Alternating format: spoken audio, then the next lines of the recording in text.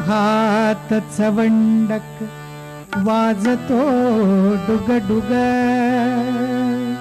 अनुहात चवंडक वाजतो डुगडुग, होतो घोष बरा भवानी, होतो घोष बरा.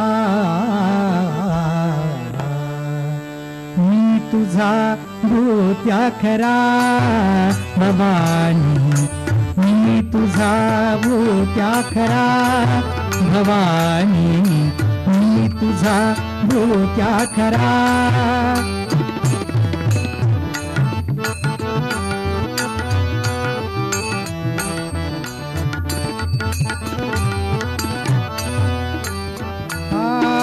बोधाची परडी ज्ञानाचा संबळ, बोधाची परडी ज्ञानाचा संबळ, ज्ञानाचा संबळ, ज्ञानाचा संबळ.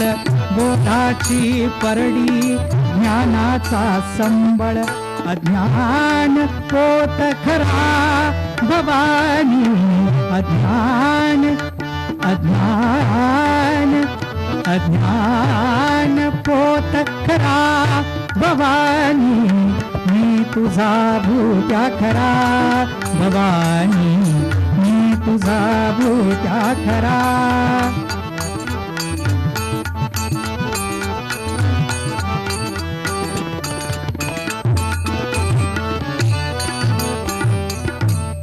एका जनार्दनी भूत्या मी झालो, एका जनार्दनी भूत्या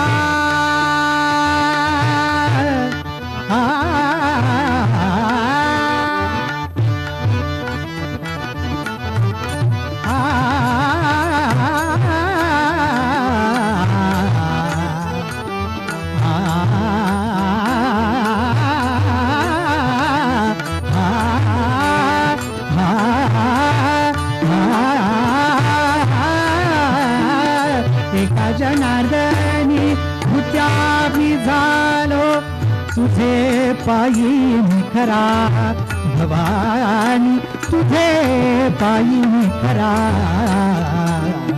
मी तुझा भूत्या खरा भवानी, मी तुझा भूत्या खरा भवानी, मी तुझा भूत्या खरा, मी तुझा भूत्या खरा, मी तुझा भूत्या खरा भवानी. भगवती सप्तशृंग माता की.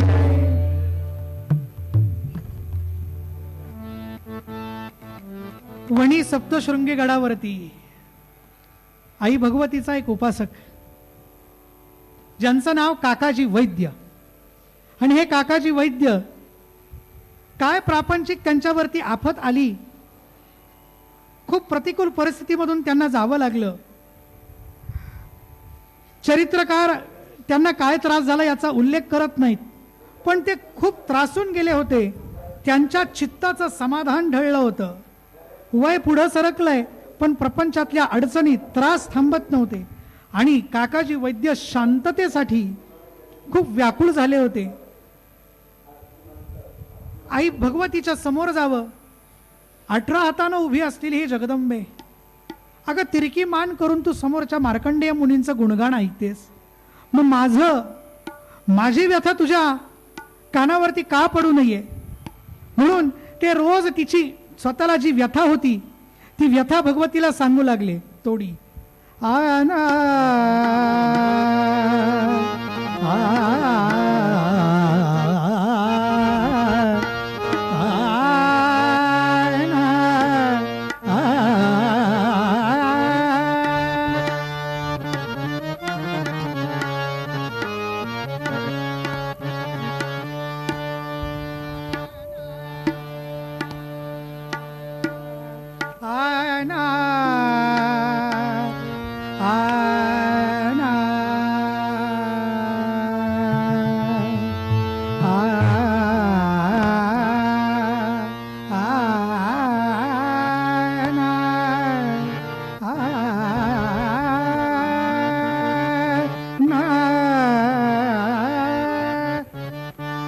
प्रसन्न वदने प्रसन्न होशी निज दासा दिन दिन लागेत्र तू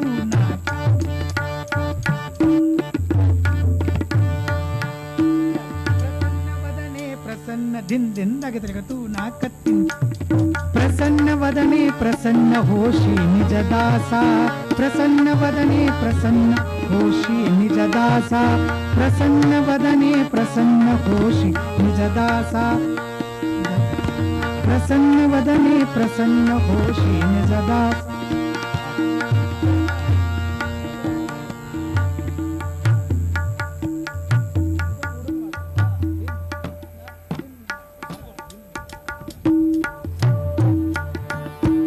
प्रसन्न वदने प्रसन्न होशी निज दासा प्रसन्न वदने प्रसन्न होशी निज दासा क्लेशापासून सोडवी तोडी भवपाशा क्लेशापासून सोडवी तोडी भवपाशा अंबे तुझा वाचोनी कुण पुरविला आशा अंबे तुझा वाचोनी कुण पुरविला आशा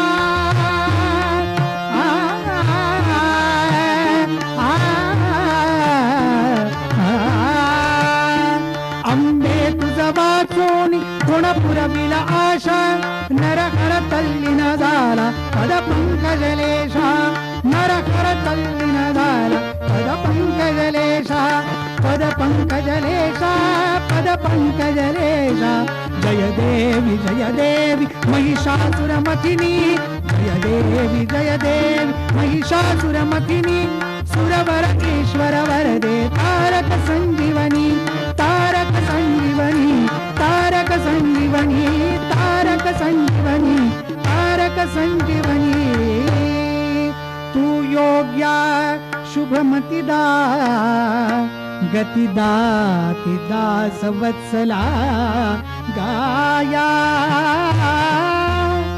संकोचावा न तुझा कासेला भक्त वत्सला गाया लागाया बुवा काय गायलं दुसरं तिसरं काही नाही देवीच्या आरतीतलं दुसरं कडवं गायलं पण त्या कडव्याचा त्या चरणाचा अर्थाच्या दृष्टीने कधी आपण बघितलंय का त्याकडे प्रसन्न वदने प्रसन्न होशील निजदासा भगवती तुझ्याकडे बघितल्यानंतर तू प्रसन्न आहेच पण ही प्रसन्नता तुझी मुखावरतीच ठेवायची आहे का ती आमच्या चित्तात कधी द्यायची की नाही या प्रसन्नतेचं या 18 हातांनी दान तू या विश्वाला देते हे अष्टादश भुजे भगवती तू जसा या महिषासुराला मारलास तशा माझ्या अंतःकरणात साचलेल्या खिन्नतेच्या राक्षसाला केव्हा मारणार ही चिंता माझी केव्हा संपणार म्हणून ते प्रार्थना करू लागले ती आई हो महिषासुराला जरी मारलं किती जरी ठोकलं किती जरी मारलं आईचं वर्णन करतात माऊली आई ती दावणी कोप लालणी जसे मऊ पुष्प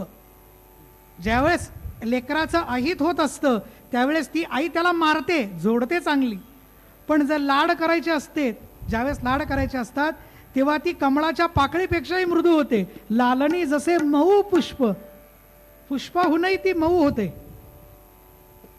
ती आई आहे तिच्या कानावर बातमी ती जाणार नाही का तो धावा आणि काकाजींचा धावा कानावरती गेला आणि हा धावा कानावर गेल्यानंतर दुसऱ्याच दिवशी स्वप्नामध्ये दृष्टांत दिला काकाजी चिंता करू नकोस तू बाबांकडे जा तुझ्या चिंतेचं निवारण होईल तुला प्रसन्नता मिळेल पहाटे केव्हा तरी ते स्वप्न पडलं भगवतीचाच हा प्रसाद समजून काकाजींना आनंद वाटला की आपल्या असमाधानाचं या आपल्या तळमळ असलेल्या अवस्थेचं मगाशी सांगितली ना तळमळ तशी तळमळ जी अंतःकरणात दाटून राहिली आहे ती जर बाहेर पडायची असेल ती जर थांबायची असेल तर त्याची खूण भगवतीनं आपल्याला दिली आहे पण आता हे बाबा कोण राहतात कुठे आहेत काकाजी कळवण तालुक्यातल्या वणी गावामध्ये वैद्य म्हणजे भगवतीचेच पुजारी आहेत तर नाशिक जिल्ह्यासाठी आई कुठली तर सप्तशृंगी आणि बाबा कुठले तर त्र्यंबकेश्वर त्यांना वाटलं त्र्यंबकेश्वरी जायचंय मजल दर मजल करत करत करत ते भगवंतांचं नामस्मरण करत करत पाऊल चालायला लागले. नाम तुझे बरवेगा शंकरा, नाम तुझे बरवेगा शंकरा, नाम तुझे बरवेगा शंकरा, नाम तुझे बरवेगा शंकरा, नाम तुझे बरवेगा शंकरा, नाम तुझे बरवेगा शंकरा. हर हर बरवेगा देवा, हर हर बरवेगा देवा, शंकरा शंकरा शंकरा, नाम तुझे बरवेगा शंकरा, नाम तुझे बरवेगा शंकरा, तुझे बरवेगा शंकरा, बरवेगा शंकरा, बरवेगा शंकरा. नमः पार्वती वदे, हर हर महादेव. पायीच त्र्यंबकेश्वरला जाऊन पोहोचले. इथे गेल्यानंतर जटाजूटधारी व्यमकेश चंद्रशेखर भगवान श्री त्र्यंबकेश्वरांचं दर्शन घेतलं. मनोभावी त्यांची पूजा केली. आदा आना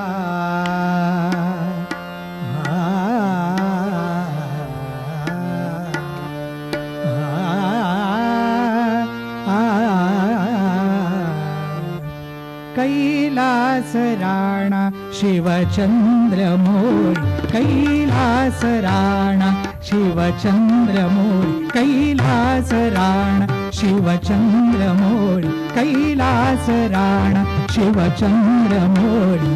फणींद्र माथा मुकुटी झळाळी, फणींद्र माथा मुकुटी झळाळी, कारुण्य सिंधो भव दुःख हारी, कारुण्य सिंधो भव दुःख हारी. तुझा वीण शंभो मज कोण तारी, मज कोण तारी, मज कोण तारी. कैलास राणा.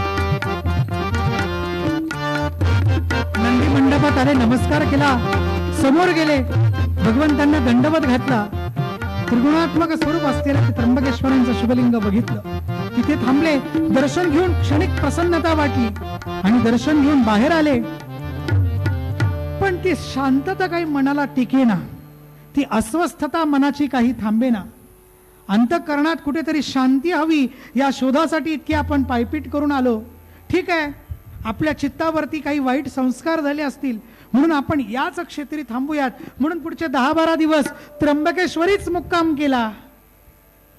पण मनाला चैन मिळेना, ते समाधान वाटेना.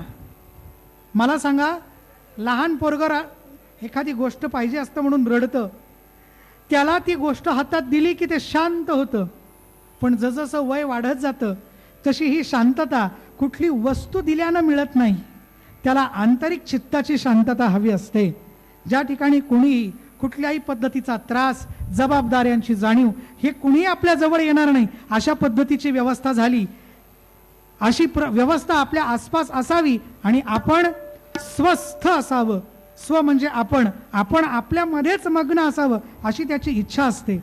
ही अवस्था जसजशी आयु वाढेल तसतशी दूरदूर पळते. आणि हीच शोधण्यासाठी काकाजी तळमळत आहेत. 12 दिवस थांबूनही ती अवस्था मिळाली नाही. पुन्हा माघारी आले. सप्तशृंगी येऊन आईला तक्रार केली, आई तू म्हणाली बाबांकडे जा, मी जाऊन आलो, पण मला काही ती शांतता मिळाली नाही, तूच आता तोडगा सांग. पुन्हा झोपले आणि पुन्हा एकदा स्वप्नाची जी खूण होती त्या स्वप्नामध्ये पुन्हा भगवती प्रकट झाली आणि म्हणाली, अरे वेड्या, बाबा म्हटल्यानंतर चुकीच्या ठिकाणी गेलास. खरं तर धर्म अर्थ काम मोक्ष शिवा देखता प्रत्यक्ष अशी ख्याती आहे. पण ज्याच्या ज्याच्या कर्मात जे लिहिलंय त्यानं त्याच ठिकाणी जावं. थोडं अजून व्यवस्थित स्पष्ट बोलू का? ज्याला जो माल पाहिजे त्यानं त्याच दुकानात जावं. आपला आजचा थीम काय? दुकान. आणि दुकानदार कोण आहेत आपले? शिळेवर बसलेले साईनाथ महाराज. त्याच दुकानात आपण गेलं पाहिजे. त्या दुकानाचा पत्ता भगवतीनं दिला. मला सांगा, 3.5 शक्तिपीठापैकी असलेलं एक अर्धमात्रा स्थित असलेलं ते सप्तशृंगीचं पीठ, त्या ठिकाणी पुजारी असलेल्या माणसालाही तळमळ लाभावी आणि त्यासाठी मार्गदर्शन भगवतीनं करावं. आणि भगवतीनं खूण सांगितली की तुला जर चित्ताची शांतता हवी असेल तर त्यासाठी तुला शिर्डीच्या साईबाबांकडे जावं लागेल. सच्चिदानंद सद्गुरु साईनाथ महाराज की जय.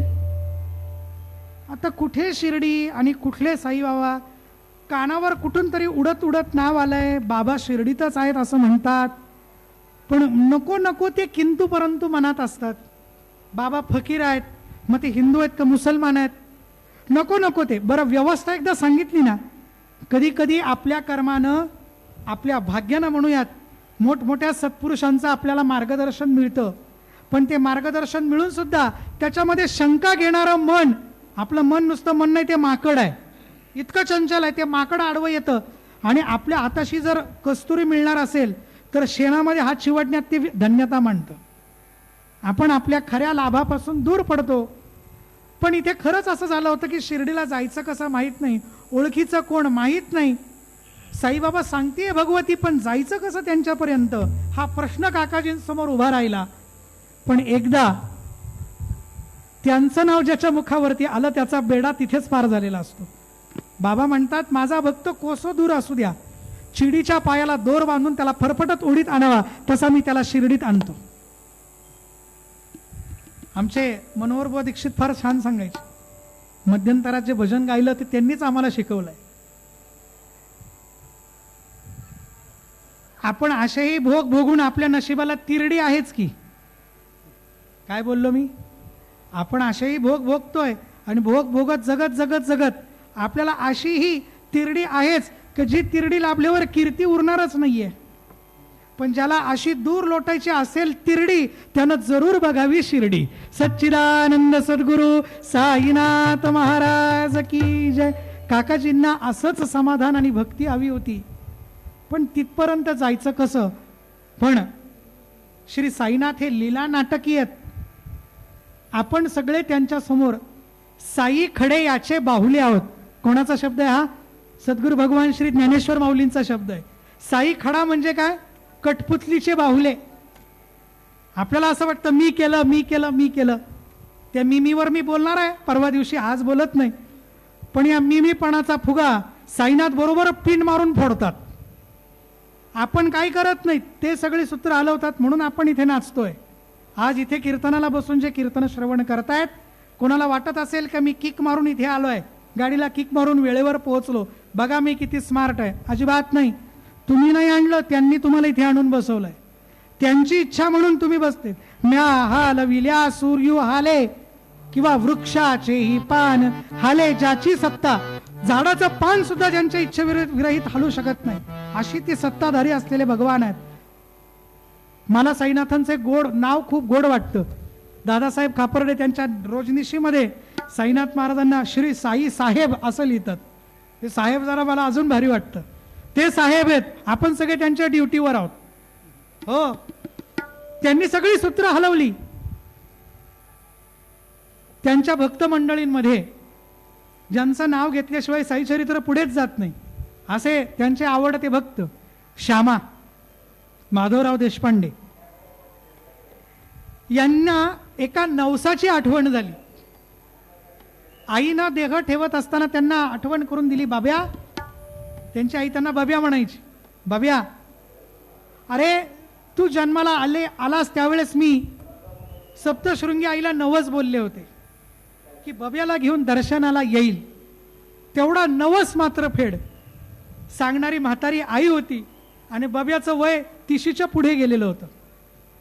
असं होतं, आपण प्रपंचामध्ये अडकतो आणि प्रपंचात अडकलो की ती प्रपंचाची अडचण सुरू करण्यासाठी देवी देवतांना नवस बोलतो. आणि नवस बोलला की नवसाला ते देव किंवा ती देवी आपली शक्तीपणाला लावून आपल्या पदरात ते दान टाकते. पण त्या नवसाच्या बदली आपण जे काही कबूल केलं असतं त्याला आपण नवस फेडणं असं म्हणतो. तो नवस फेडायला मात्र आपण साफ विसरतो का? आपण आपला प्रपंच चांगला व्हावा म्हणून परमार्थाचा उपयोग करतो. म्हणून आपला परमार्थ चांगला व्हावा म्हणून आपण प्रपंचात राहतो का? नाही, उलट. मला सांगा, होडीमध्ये पाणी असावा का पाण्यामध्ये होडी असावी? थोडं कन्फ्यूज झालात ना? होडीमध्ये पाणी गेलं तर होडी बुडेल, पण पाण्यात होडी राहिली तर बरं. तसं प्रपंचात उगा राहावं आणि डुंबायचं असेल तर परमार्थात डुंबावं. तसं हे नवस विसरले. बरं आई मी तो नवस फेडतो. आणि त्याच वेळेस या माधवरावांचे जे बंधू होते बापूजी का बापजी, त्यांना एक ज्योतिषी भेटला. त्या ज्योतिषासमोर या बंधुराजांनी सांगितलं की आम्हाला आजकाल फार त्रासामधून जावं लागतंय. आता गंमत बघा बरं का, ज्यांना कायम भगवती सप्तशृंगीचा सहवास आहे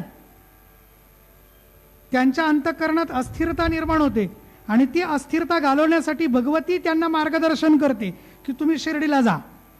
पण शिर्डीत असलेल्या माधवराव देशपांडे यांच्या चित्ताची अस्थिरता, घरातल्या अडीअडचणी, याचं कारण काय तर या बब्याचा जन्म ज्यावेळेस झाला त्यावेळेस बब्याच्या आईच्या स्तनांना काहीतरी दुखापत झाली.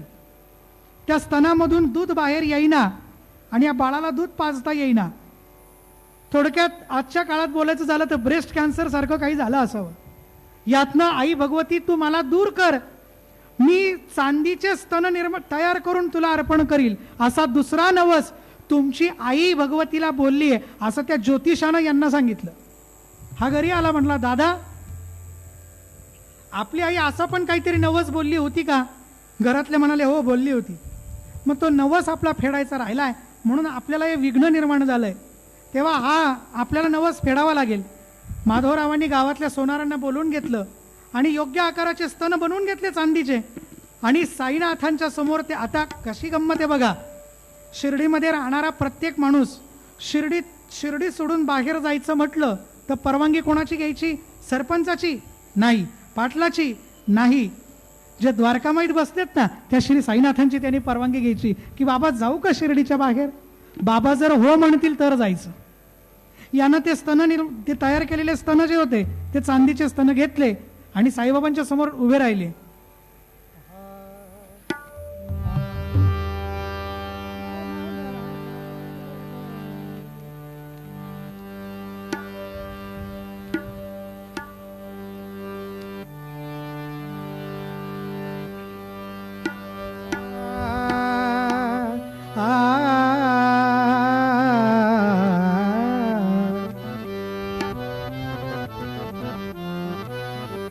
साईनाथा साईनाथा तू आमुची सप्तशृंगी, साईनाथा तू आमुची सप्तशृंगी, साईनाथा तू आमुची सप्तशृंगी.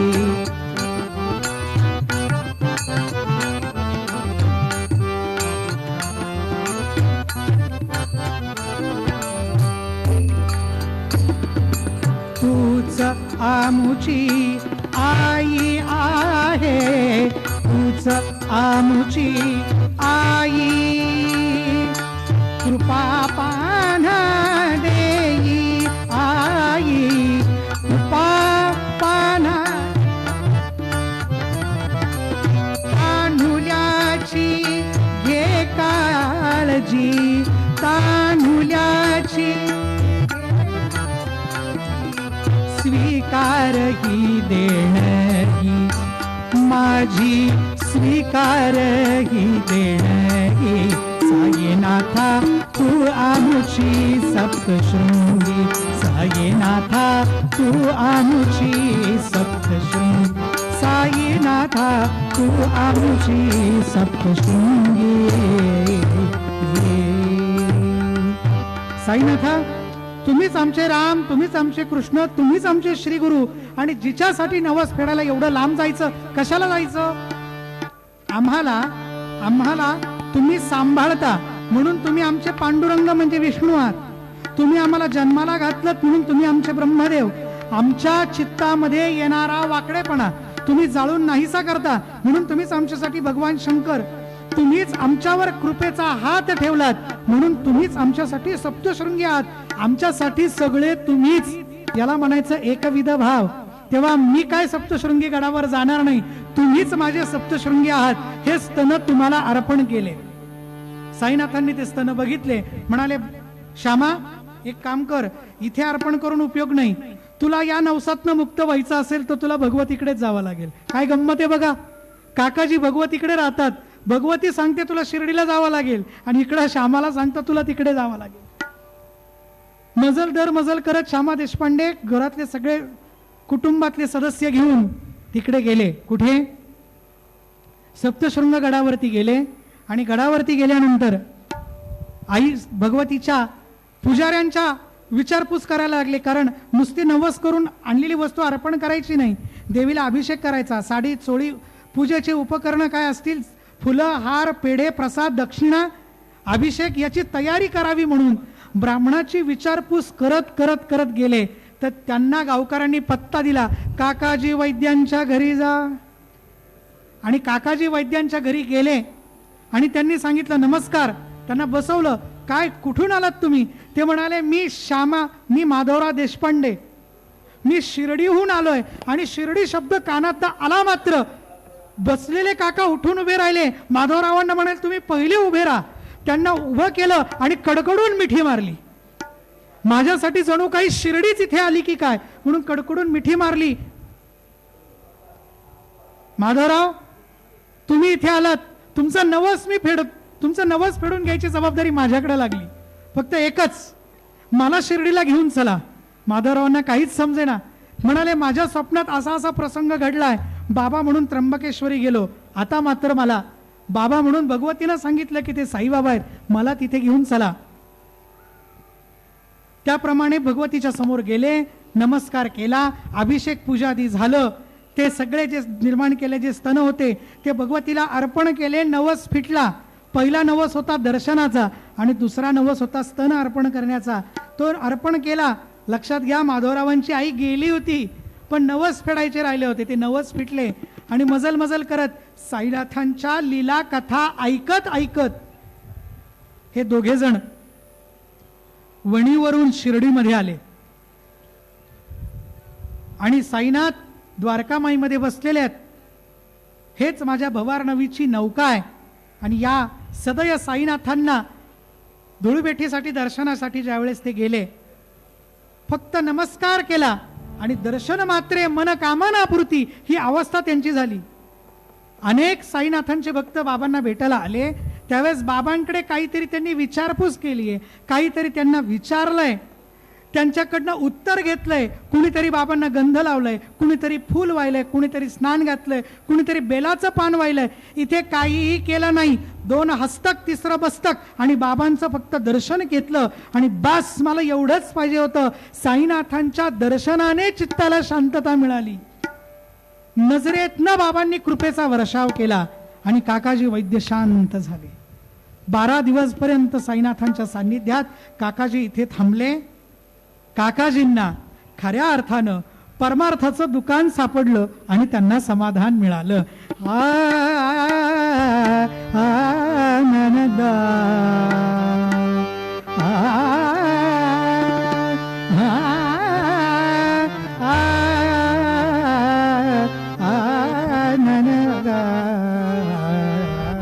नवरात्र सुरू आहे, भगवतीचं स्मरण व्हावं.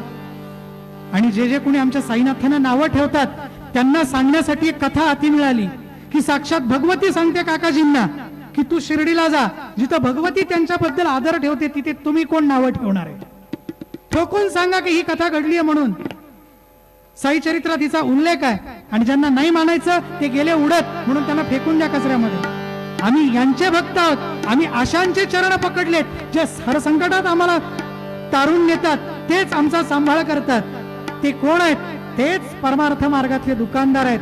आणि आम्ही त्यांच्या दुकानातले पचंब्यामध्ये इतरत्र न भटकणारे त्यांचंच गिराईक आहोत. गणू म्हणे पोरे पचंब्यासी जाते, किरकिरेच घेते आवडीने.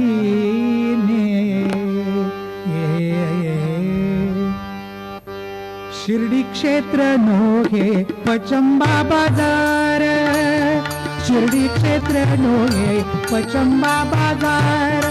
तेथे दुकानदार परमार्थाचा, तेथे दुकानदार परमार्थाचा. शिर्डी क्षेत्र नोहे पचंबा बाजार, शिर्डी क्षेत्र नोहे पचंबा बाजार, शिर्डी क्षेत्र नोहे पचंबा बाजार, पचंबा बाजार, पचंबा बाजार. सच्चिदानंद सद्गुरु साईनाथ महाराज की. उद्या ठीक सकाळी 10 वाजता श्री साईनाथ महाराजांच्या समाधी प्रसंगाचं म्हणजे गुलालाचा कीर्तन या ठिकाणी होईल.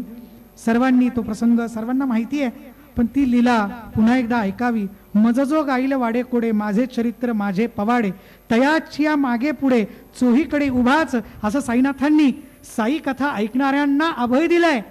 तेव्हा या सुरक्षा कवचामध्ये ज्यांना सामील व्हायचंय त्यांनी आपल्या सोबत निदान 5 माणसं घेऊन उद्या इथे या. उद्या साईनाथांचा समाधी प्रसंग आहे. हा दरबार म्हणण्यासाठी भरला पाहिजे ना. सर्वांनी जरूर या. जे मागणं तुकोबारायांकडे मागितलं ते मागायचं. आरती होणार नाही कारण आज सुरू होणार आहे. हे चिदान देगा गुण गायीन आवडी हेची माझी सर्व, न लगे मुक्ती आणि संपदा संत संग देगा. तुका म्हणे गर्भवास सुखे घालावे, शिर्डी माझे पंढरपूर साई बाबा रमावर, बाबा रमावर साई बाबा रमावर. शुद्ध भक्ती चंद्रभागा भाव कुंडलिक जागा, कुंडलिक जागा भाव कुंड. याहो अवघे जन करो बाबासी वंदन, साईसी वंदन करो बाबासी. गणू म्हणे बाबा साई धाव पाव माझे आय, पाव माझे आय, धाव पाव माझे आय.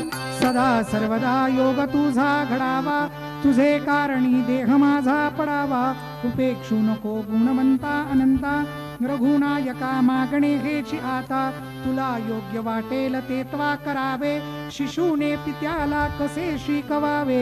गणूची सदा वाही चित्तात चिंता, नमस्कार माझा सद्गुरु साईनाथ.